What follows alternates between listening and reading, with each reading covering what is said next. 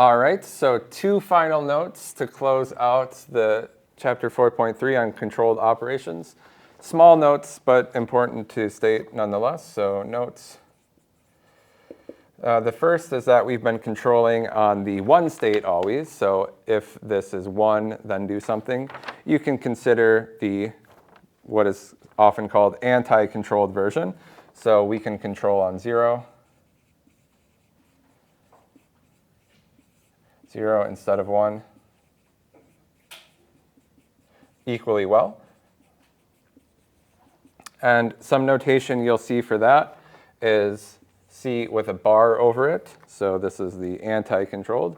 If I want to do anti-controlled U on a control and target register, then it's going to be defined in the same way, but with the not of the control. So before we had U to the power C. If C was 1, then apply U. So here would be U to the power C not C. U to the power not C. If C is 0, then apply it to the target register. In a circuit, so I'll also write down the unitary definition for you. So that's how it acts on a basis state. In terms of the unitary, this would be 0, 0 tensor U plus 1, 1 tensor identity. So we've switched the identity and the U. If 0, do U. Same thing here, if 0, do U. And in a circuit, you'll often see the notation of an open control for this.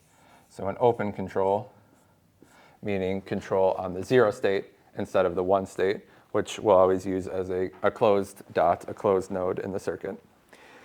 You can always achieve this by just padding with NOT gates.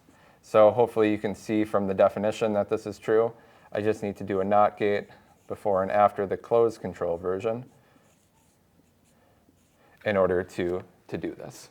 So without loss of generality, we can assume that we can do control on the 1 state or control on the 0 state equally well. They only differ by NOT gates before and after the control. The last note is that just a notational thing. So C naughts with multiple targets.